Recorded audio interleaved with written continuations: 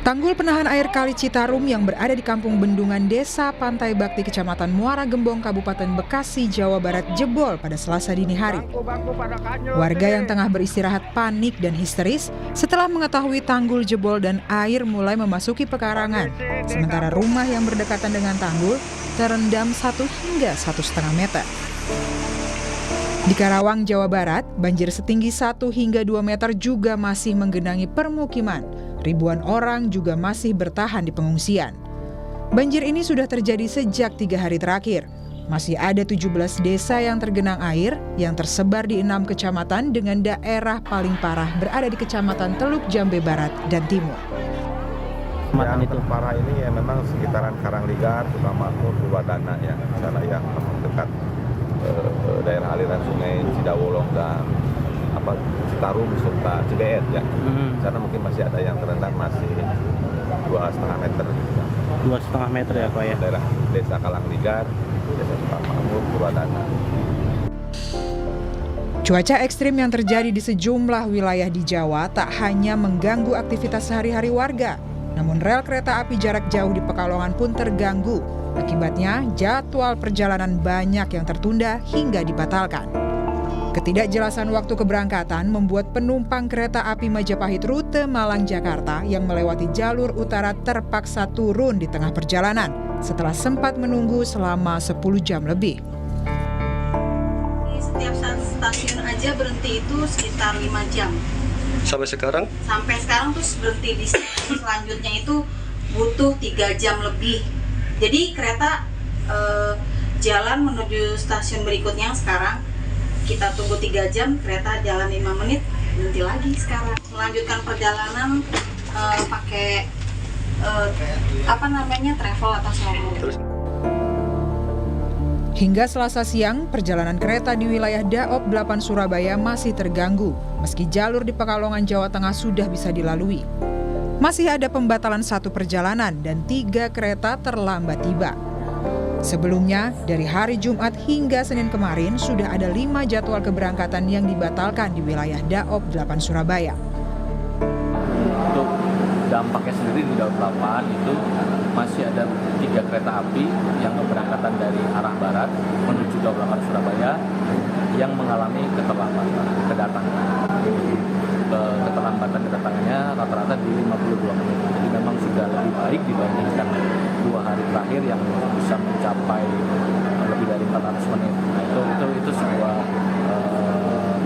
prestasi. Kita apresiasi teman-teman di Daop 8 Semarang yang sudah bisa menanggulangi semaksimal mungkin sehingga sekarang sudah berjalan. Nah, untuk di Daop 8 sendiri karena masih memang belum 100% normal, itu kami ada 1 perjalanan kereta api yang kami batalkan hari ini. Kereta api tersebut yakni kereta api Gajayana Tambahan keberangkatan dari stasiun Malang. Sudah 1 pekan lebih banjir melanda Kabupaten Kudus, Jawa Tengah dan masih menggenangi lebih dari 25 desa yang tersebar di 7 kecamatan.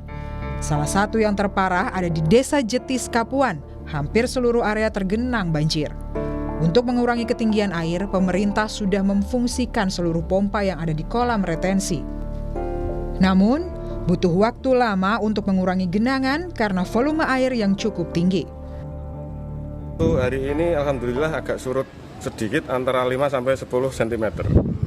Kalau banjir ini merendam berapa rumah Pak di sini Pak? Kalau rumah terendam tergenang air sekitar kurang lebih 530-an. Dengan ketinggian berapa Pak? Dengan ketinggian antara 10 sampai 30 cm. Di ibu kota Jakarta, hujan deras akibat cuaca ekstrim juga mengakibatkan sejumlah jalan utama tergenang banjir hingga 2 hari berturut-turut.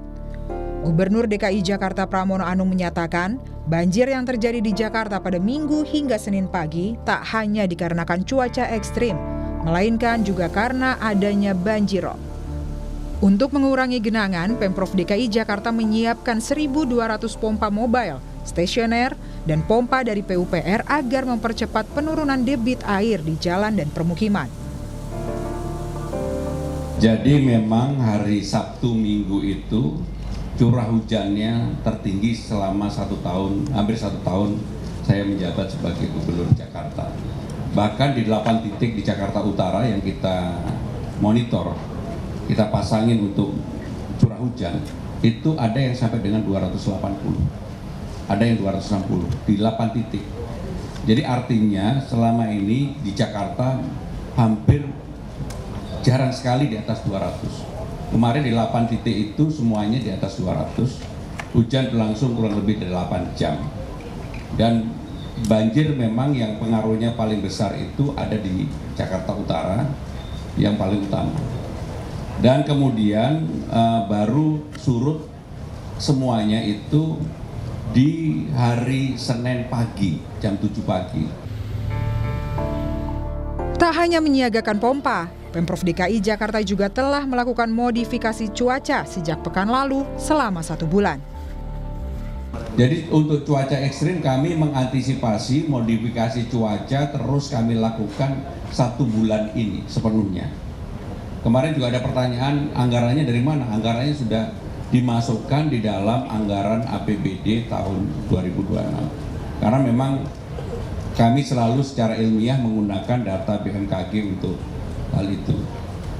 Kalau teman-teman lihat tadi pagi harusnya sebenarnya kalau nggak ada modifikasi cuaca pasti curah hujannya juga tinggi, termasuk hari Minggu waktu itu sampai kita menerbangkan 3 kali untuk supaya